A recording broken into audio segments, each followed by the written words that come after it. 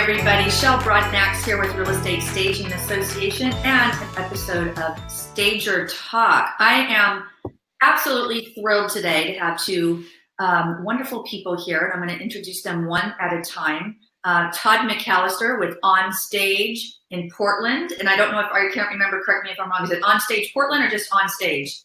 Well, it depends. You got On Stage Portland, or On Stage Oregon, On Stage Washington, and On Stage California. That's right, because Todd is an overachiever and clearly has 3 different locations in order to make it in the world. So welcome, Todd. We appreciate it. Thank you. And is it Tamara or Tamara? Tamara Holloway. And you are with StageForce. So welcome. Yeah, thank you. Thank you for having me.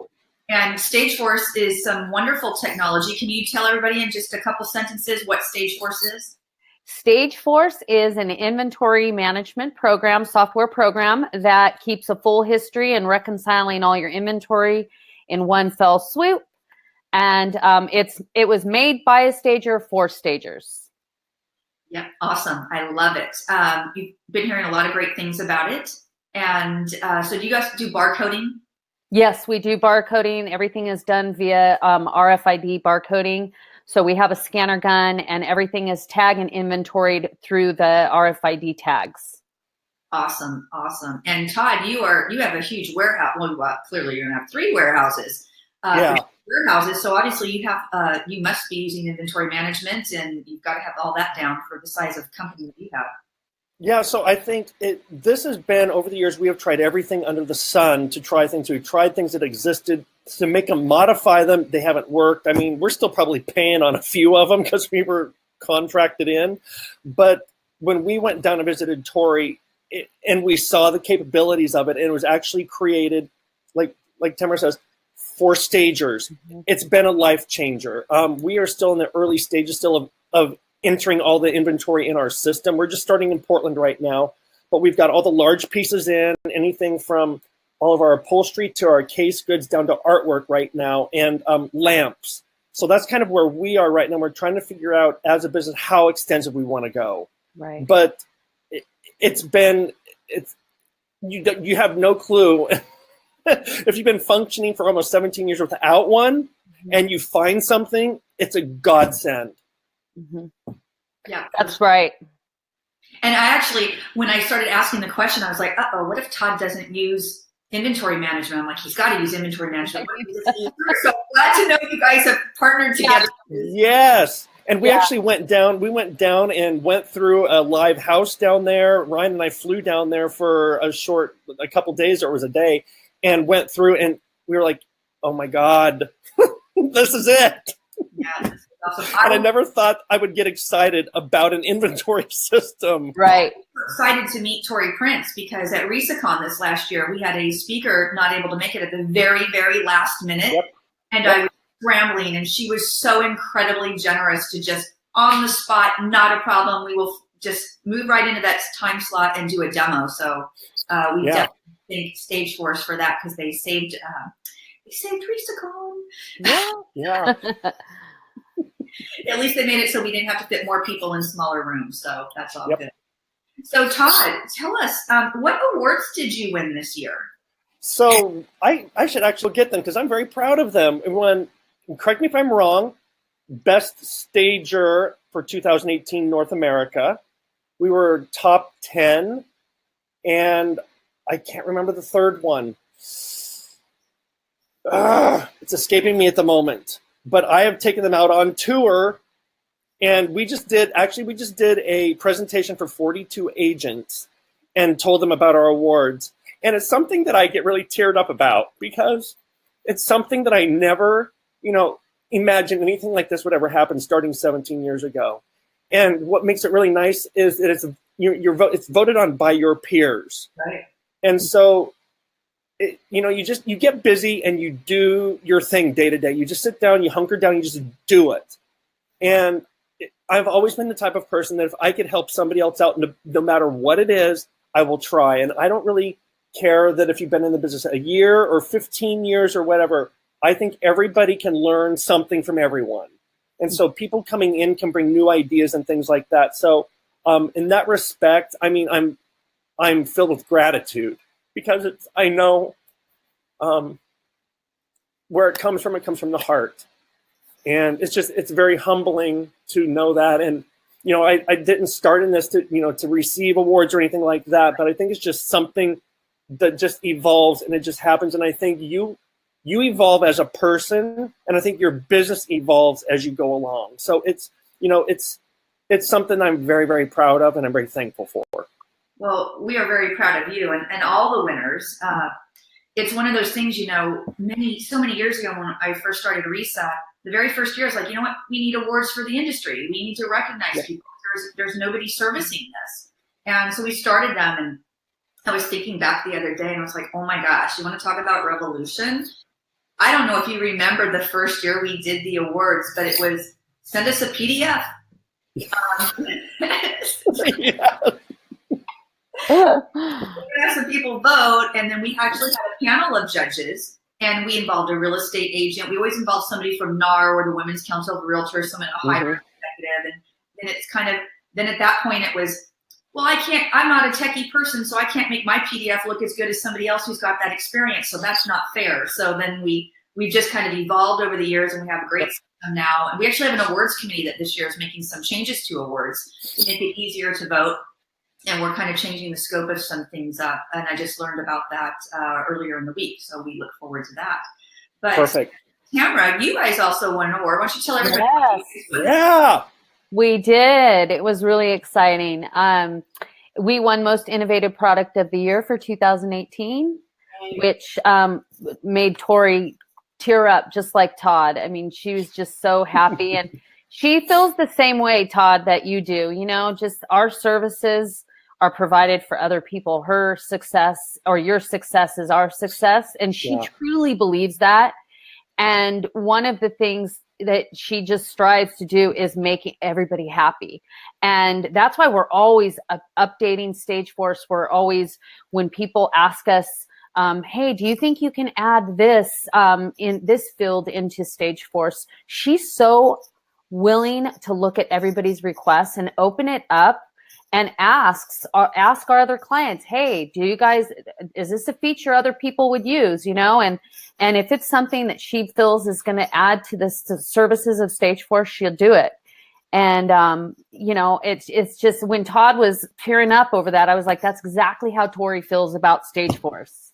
See, and what's funny is Tori and I had never met until right before StageForce.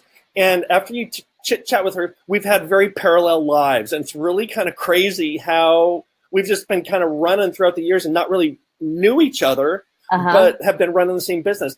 And the one thing, and we do have a dedicated person, Sean, who does our StageForce for us, but I'm involved in the closed group, the StageForce closed group. And the thing that I love the most is very collaborative. It's like you just said, I know Michelle was one of the testers, and I think we may have been the second ones. But she's always out there, can it do this? Can it not do that? And it's something, like you say, it's something that is it's collaborative. And I think it is. It needs to work for everybody. And that's one thing I love about it. It's not one size fits all. It's whatever.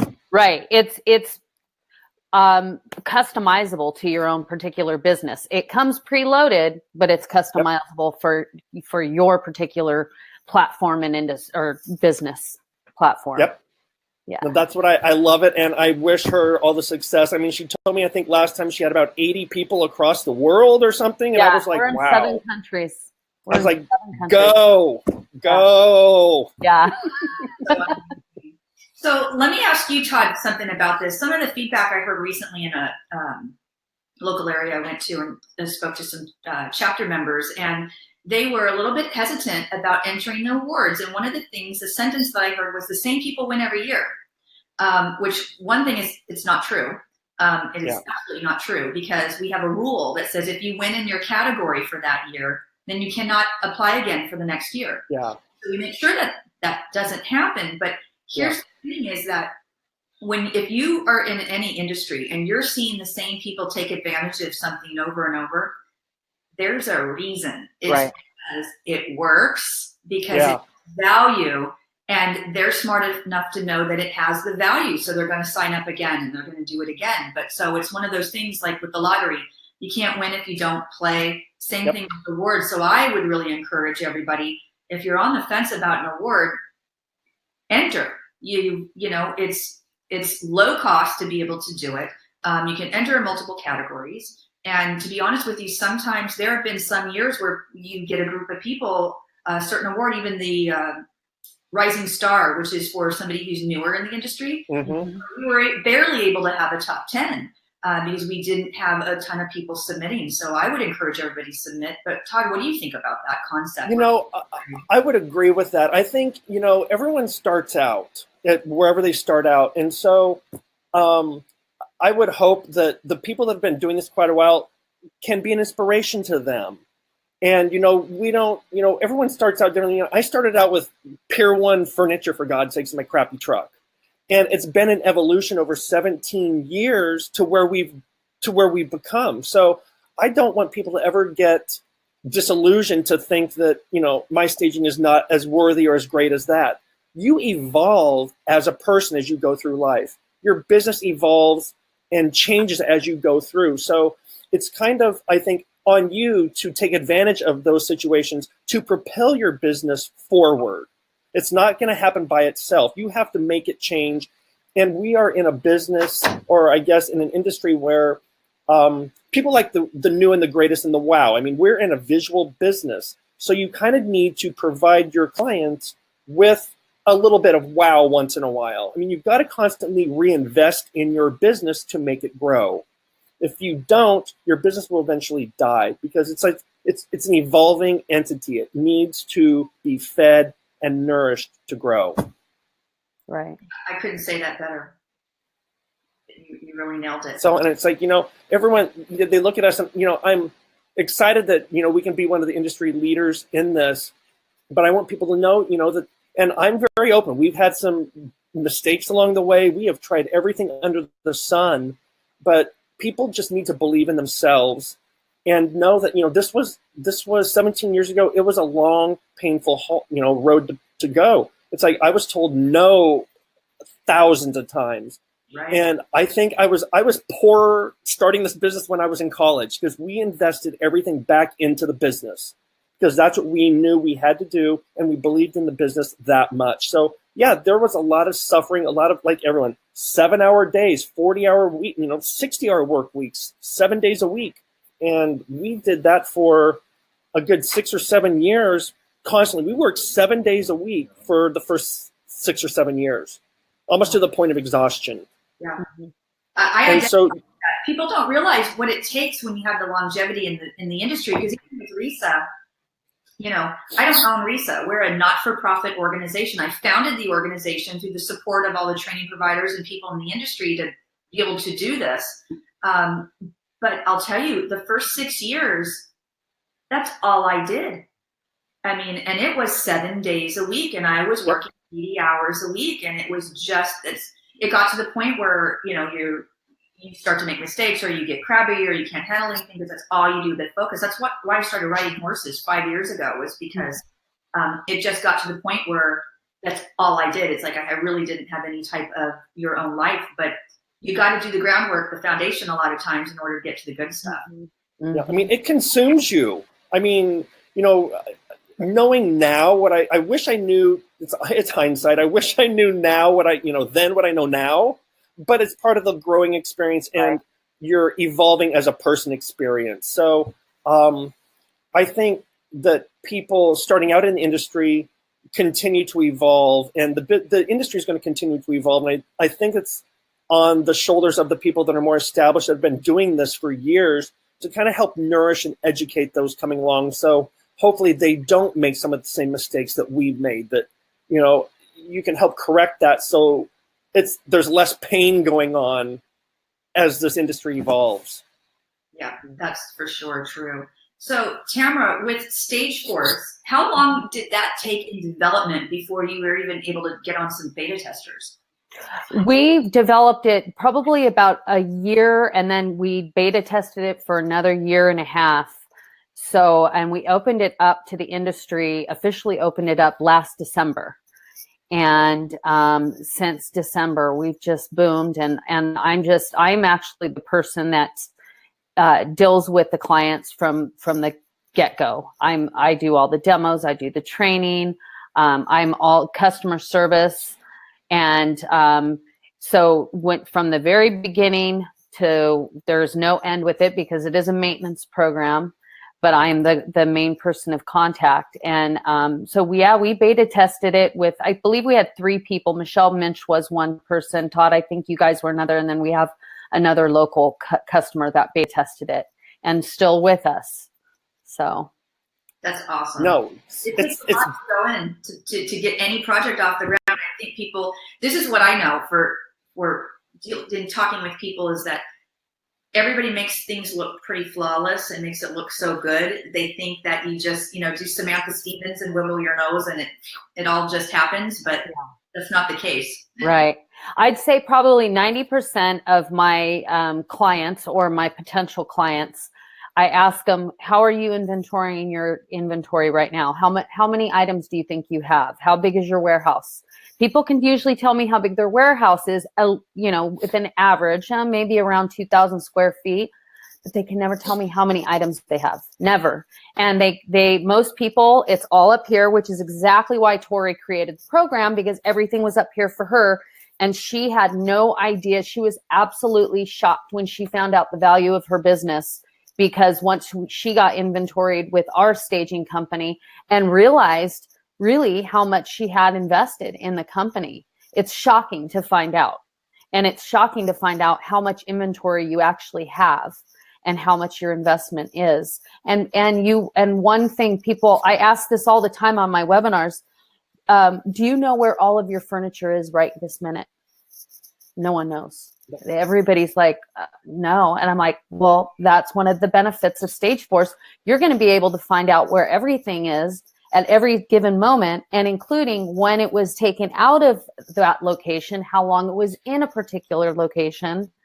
So, I mean, there's just so many different aspects that StageForce takes care of for you that you don't even think about as a business owner, because we just don't think in terms of that until we put it all together. And then we're like, oh my God, I didn't realize how much I've actually invested and how much I have. And you know what's important to know that is because you want to scale your businesses to be able to sell them later. Exactly. Which is a really good segue into RESA Connect. So we have an educational event coming up in February 28th and March 1st, called RESA Connect. This one is going to be hosted by the America's Mart. We have a partnership with them. Mm-hmm. And we've heard so much in the last couple years about the industry needing more for seasoned stagers. 10 years ago, we didn't have that need because nobody was seasoned yet, right? But right. We evolved, and finally we're getting it out. And even for the last couple of years, even the seasoned stagers weren't even sure what that was, what they really needed, right? Nobody could ever really verbalize it, but we've done some vetting and getting some people to do some soul searching, and the feedback that we got was really how to be more profitable, how to hire a team, how do you plan to sell your business for the future, how do you retire? So RESA Connect, we've taken all this information into a one-day, it's called a real estate stagers wealth expo and buying summit. So we're combining information about how to retire as a millionaire, how to figure out what type of business you have. Do you have a business that you can sell later, or are you running a practice, which is very different? And depending on what you're doing with your business is going to depend on how you plan for the future. Taxes, retirement, all of those types of options. So that's going to be 2 sessions. And then about business valuations, really, what is your business worth? And you really can't know that unless you know about where all your inventory is. So this kind of tied in really nicely. And it's really about, what do you need to do now in order to be able to sell your business later? And in order to really sell a business, from what they're telling me, the experts that are coming in, we have wealth management experts, attorneys. These are really qualified people teaching this stuff. And it has a lot to do with what you can do in your business and show somebody. You might think it's worth something, and I hear a lot of crazy numbers sometimes, but when you really boil it down, it may not be worth what you think it is, and it may be worth more than you think it is. Mm-hmm. But you really need a good, solid 3 years of history to be able to show any type of potential client. So it's really about getting these types of things cemented in your business now as your standard policies and procedures, whether it be your inventory management system, your HR department, company manuals, all those types of things need to be part of your program. So I'm really excited about this event. So it's RESAConnectAtlanta.org, I think. I remember in 20 years, I will remember this conversation like it was yesterday. He's gone. Short term, yeah, I hear you. But, one thing that I think people, and I've said this, and I wholeheartedly believe this: you've got to let go to grow. Now, not everybody wants to be 50 employees or 10, whatever your dream is in your head of where your business, where you want to take your business. If you only have 4 employees, that's fantastic. Run with it. But the pivotal point for us, and maybe for me, because since I started it and I lost myself in the creation of all of this, you have all these things you want to attain and fulfill for your business, but you can't because you're lost in the business. Mm-hmm. So the pivotal point was when I stopped working in the business and started working on the business. And so, thank God, Alan, we've been friends for over 30 years and business partners and all those things. And we complement each other really well. And the second that we kind of, brought Ryan into the fold and Whitley into the fold is when we all complement each other in different arenas. Ryan has a finance background. Alan is an entrepreneur. I have design. Whitley has design and marketing. So we just happen to just all find ourselves together. And, since we've all kind of gotten together, we have a human resources department now. Things like manuals and, how to do your job, things like that you want to work on. And I wholeheartedly believe in the power of all those things because it helps streamline your business and it helps let people kind of know what their duties are in the business. So everyone has structure. And when everybody has structure in a business and knows what the end goal is, then they just kind of manage themselves. Yeah. And so, it's been a huge learning opportunity for all of us to kind of see. And since the industry is still fairly new, I mean, in relative, I think we're also trying to find our way. Right. And so it's very exciting to try different things. And like I say, we opened up a location in Boise and it ended up not working and we gave it 6 months. Try something, give it a deadline. If it doesn't work, cut the cord and move on. There's nothing wrong with failure. That. I think there's more knowledge and learning in failure than there are accomplishments. Agreed. Well, failure. I just think here's the thing that people think about failure is like you failed. Oh my God, you're a failure. You're a loser. No, you're not. It's just the results of what happened. Not a big deal. Move on. Embrace them and move on. Deal with it. Yep, exactly. Move on. Exactly. And I Learn think people and people they wallow in their self-pity and stuff, and I'm like, stop. Yeah. Just move on. If people are judging you, so be it. You can't worry about whether other people are going to think about you. And the great thing, and I just turned 50 this year, and the great thing about that, the great thing is you stop worrying about everybody else. It's so freeing to stop worrying about what everybody thinks about you and you get comfortable with your person. That's right. And it is so amazing. It's so true. It is 110% true. It's none of my business what other people think about me. You can't control it, so you move on. Oh, that's right. This is true. This is very true. One thing One thing I was going to mention, Todd, what I like about your team as well is, and that I can tell from you as a leader, is that you empower your staff to take ownership of their job. And it's hard. It's very hard. When you start a business and you are the business, it's hard to let go. It really is, because you're afraid someone's going to screw up. And for me in particular, I've set crazy high expectations on the level of service. And it's probably to the point of detriment sometimes. But I still, felt that if I wasn't doing it all, it wasn't going to get done right or to the level that I wanted it to be. Yeah. But when you start to let go of things, and if you trust in your team members and you educate them on how things are going to go, they're going to do it for you. By human nature, people want to do the best job. Right. And you just have to be okay with the fact that things are going to go wrong. Things are going to go wrong if I do it. If Shell or Teresa, you all do something that goes, it's just life. It's going to go wrong. You just have to learn from it and move on and not dwell in it.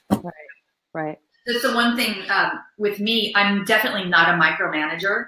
I do my best to find great people, pull them in, say, this is what I want, go make it happen. Right. The problem that I find for myself is because we have different departments here within RESA, and I can't possibly know every single thing that's going on. There's just no way to remember it all. So for me, that's kind of the struggle that I have. It's like I want hands off, but then it's like I don't know anything. And even if they told me in 1 year, it's like if it's not, I triage my information because I've got to concentrate on what I'm doing, but I do trust my staff that they're doing what it is that they need to do. Yeah. You know? So, and they want to make you look good. They want to make themselves look good. And that's the last educational bit that we have at RESA Connect Atlanta. Anthea Click in Nashville, Tennessee. I think she's in Nashville. I could be wrong. I'll just say Tennessee. She's in Nashville. Yes. She's one of our clients too. Amazing business. She's awesome. For quite some time, and she's got, I think, over a 14,000 square foot facility. She's insane. She's great. She's got it going on, and what she submitted to be able to speak, it was the cherry on the cake. You know, the icing on the cake. It was like that was the last kind of piece that I was looking for this expo. And she's going to teach people how to hire the right people because that's key. Yeah. That hiring the right people. And, you know, we kind of always thought that, you know, the owners need to hire the people. And after a while, you start to realize that, okay, the people that they have to work with should maybe be hiring them because they're the ones that have to work with each other on a daily basis. And they're going to know, you know, what it's like to get done in the trenches. I mean, this is not a glamorous business by any means. I mean, they portray it as glamour on TV and everything else. But the second that we started letting our employees that, you know, for instance, our design department, we had a lead designer, and we want you to be in on the hiring process to see if you're going to be able to work with these people. Because now I'm in the position where I don't have to work with them on a daily basis. Yeah. But I'd much rather have a team be cohesive. And the really nice thing is, you know, Ryan has kind of opened both my eyes and Alan's eyes up to, you know, letting people be who they are. And the great thing about, you know, hiring people is, you know, there's the notion that if you hire someone older, they're more experienced and all of that. But if you open your mind up to hiring someone new, you know, younger, they bring new ideas and fresh technology. And that's what Whitley and Ryan have both done to the business. And Ryan in particular, you know, he comes with a finance background, so he has able to, you know, put us on budgets and things that we had never had before. And it was scary. I'm like, a budget? I'm like, no. Yeah, what's a budget? You know, we used to run through the furniture mart and just point and buy stuff. Yeah. And it was with his background of finance that we are able now we're even more profitable than we ever thought. And, you know, we're streamlining things. So he comes with a very, you know, business analytical head. Mm-hmm. And, you know, honestly, it's probably been one of the best things that we've ever done for the business because you need that balance of creativity and you need a business head in order for this to all run. I mean, all creative people were running this business, it'd be a train wreck. Right. So right brain, left brain. Yeah. And so, you know, do we butt heads on stuff? Yeah. But for the long haul, I'm going to defer to him because he's got money drives the world, and he's going to make sure that, you know, this is kind of his baby, so to speak. I mean, we've, you know, allowed him to partake in what we've created, and he's got ownership in it. Right. And so when you give your employees ownership of something, they're going to do their very best that they can. Absolutely. You know, it's funny, you were talking about hiring the younger people. At RESA HQ, we have 5 full-time employees, myself and Gina, and then we have 3 millennials. And the industry awards, we have everybody come up on stage and everybody gets their award. And, you know, over the years, I tried everything. It's like, call them up in a certain order, have them come up only on the right side of the stage so they come on this way, all this way to be able to streamline it. No matter what I did, people, please sit in the front if you're up for an award. Please come on this side of the stage. Please do it this way. No matter how it is that I tried to make it to streamline everything so it runs like clockwork and have a better overall experience for all the attendees, every year it's like, this is just getting longer and longer and longer. Why won't anybody listen listen to me, and we got to fix this problem. What do we do? And I'm so close to it. And Felicia looked up and she goes, do it like the Oscars or the Grammys. Don't have everybody up on the stage. Put it up on a video. And I'm like, oh my God. 10 that for 10, quite 10 years at that point, 8, 9 years, I've been sitting here going, struggling, doing it some small variation of the same way instead of saying, no, let's do something completely 100% different. And she solved the problem in seconds. Yeah. And this last year was great. Wasn't it great? Yeah. Felicia. It was. Yeah, so I just think, you get stuck in your head sometimes and you just can't get out of it and you're afraid to let it, someone else look at it. But, like you say, it took her 5 seconds to just figure it out and you just move on. And speaking of Ryan's now on the RESA board of directors, as you know. And so I'm excited about it, but I'm going to be honest with you. He scares the crap out of me. He scares me. He scares me. He already suggested one thing and I'm just like, oh my God, I don't know if I can do that. We only talked about it for a couple seconds, but I was like, okay, my heart is palpitating. And then I'm like, be open. He's not a kid. I apologize, Ryan. You're not a kid. You're just a lot younger than I am. Yeah. For a minute, You know what? probably, I think when he became part of the board, of the RESA board, with everybody, it's going to be amazing. I mean, what he has done for our business in 3 years, I don't think we could ever accomplish. So does he scare the shit out of me sometimes? Oh, yeah. But it's like, it's a good thing. I'm scared, and then I look back on it. Well, why was I so scared by that? Because he's bringing new ideas. And like you in Disneyland, you want to go on the roller coaster. I don't know any of the names at Disneyland. Space Mountain, that's how long it's been since I've been there. And you're scared at first, and then you go on, and you're like, oh, okay, that was Oh my God, that was the best. Grizzly Mountain or Space Mountain or some type of big jumping out of a plane. That's what I equate it for. The only time I jumped out of a plane, I was very nervous. I wanted to do it and I was excited, but when I got to the edge and I'm looking over and I'm like, oh my gosh, I'm going. And once you jump, I can't just turn around and kind of climb back in. There's no way. But after I was done, I was like, let's do it again. Yeah. Yep.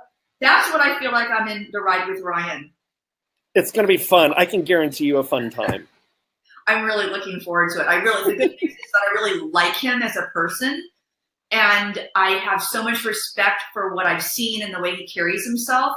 He was one person that just in passing and talking at things and talking with him and getting to know him just a little bit, I was like, that's somebody I want on my team. You know, we tell him all the time that he's an old soul, and he's 24 living the life of a 45-year-old person, and it's just fun to see that excitement in a person. Yeah, it's that fun. It's fun to see his mind work. And I've never seen anyone get more excited over spreadsheets and diagrams and stuff, because that's just not in my wheelhouse. But he lights up over that stuff, and that's the stuff that it's just like I honestly have no interest in it because I'm design based. But I know that it's an important part of running a business. Yeah. And if we didn't have the graphs and the pie charts and all of those things, I don't know where we would be. Yeah. I like the excitement that they bring when they're not damaged yet. You know what I mean? At that age. Yeah. Yeah. This is one thing with me. Before I got in the staging industry, I worked in the financial services, subprime auto lending, collections. I was a private investigator. And one of the things that I did, and I was even young at that point, but I actually didn't mind hiring people with little to no experience in our particular field, because I could train them the way that I wanted them trained, because they weren't damaged. Some other manager out there didn't put some goofy thing in their brain that limits them. Right. Nice to see the young people, because they're not jaded, they're excited still, and they have that go. So anybody, if you're looking to hire people, I know so many people talk negatively about the millennials. Has not been my experience. But again, I'm sure there may be some, but I think it's some, like anybody. You can hire somebody who's 50 years old that doesn't have a great work ethic. Right. Yep. It just really depends on the person. I don't think it's really about their age group, but we've had a really positive experience. So I always encourage someone, if you're looking for somebody, try a millennial. They've got a fresh approach. Mm-hmm. You just have to get out of the way. And they've got a lot of energy too. Yeah. Yeah, and I think a little secret, if people are looking for amazing stagers, look for people with visual merchandising in their wheelhouse. We've had some amazing designers come from anthropology, and it's amazing because I worked at Nordstrom for a number of years and did visual merchandising, and this is just visual merchandising is staging. It's trying to sell a shirt or a blouse. I mean, it's selling a hamburger. All of those things. So they come with a very varied background. Like you said, a lot of times they're not damaged, because I have found that if you hire an interior designer kind of person, we're not doing interior design. So sometimes you think in your head an interior designer would be a best fit, but a lot of times we've found not, because they're geared towards a whole completely different, outcome for a client. They're trying to sell their client comfort and things like that, and we're trying to sell a house and a lifestyle. So they're two different things. Right. I've heard that too, with designers have a hard time making a transition over.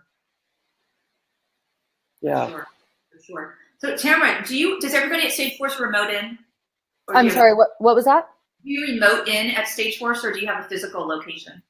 No, we have a physical location. We have a warehouse, and then we have in the warehouse, there's offices. I actually work out of my home. I do go into the office twice a week, but yeah, we have a huge warehouse. It's about 7,000 square feet. And our designers typically work out of the warehouse. Tori works out of the warehouse, and then we have a crew members, and we have people come on. Todd, I don't think I was with Tori at the time. No. When you came in. And did you walked the warehouse? Oh yeah. So Ryan and I we flew down there, and we walked the warehouse and met some of the crew and things like that. And then we actually went out. I believe it was to. I think it was a house that you guys had just staged. Mm-hmm. And so they showed us the gun and how it all worked, and ran through the house. And that was eye-opening for me. To see the power in a little gun, and just to watch the numbers just all populate, and it's crazy. It gets it within seconds. It'll inventory hundreds of items, and it goes through the walls and the ceilings and the floors and through your pillows. It's crazy just how effective it is. And I know Michelle Minch in particular, she would have team members, one or two of them, sit down for an hour at each job, and they would hand write every number. Yep. And, I was chatting with her the other day, and we chat quite a bit. And I just asked her, how much time that has saved. And she's like, you don't know. I mean, an hour here, an hour there, it adds up to, hundreds of hours. Yeah.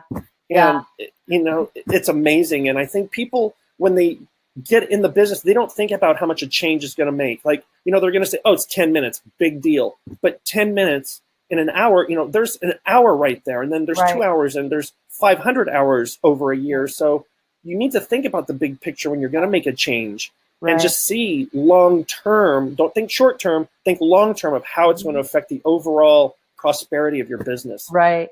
And a lot of people, Michelle has been such a great advocate for us, because she announced this in RESA last year, and she tells people, if people worry, oh, I don't think I'm big enough. I don't have enough inventory. You can not be big enough to start an inventory. I don't care if it's StageForce. I don't care if it's a competitor.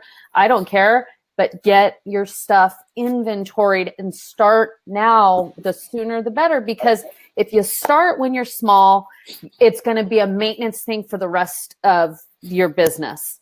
If you start when you've got 10,000 plus items, it's going to take a long time to get everything uploaded and inventoried in the system. And people think that they could just, I'll just wait until my company grows a little bit. Then by the time you're ready to inventory, it's too much of a project and you can't wrap your brain around it. And then they're like, I don't want to inventory everything. This is the face of what not to do. Yeah, I hear it all the time. At convention, nonstop. I'm like, look at me. I'm here to tell you what not to do based on experience.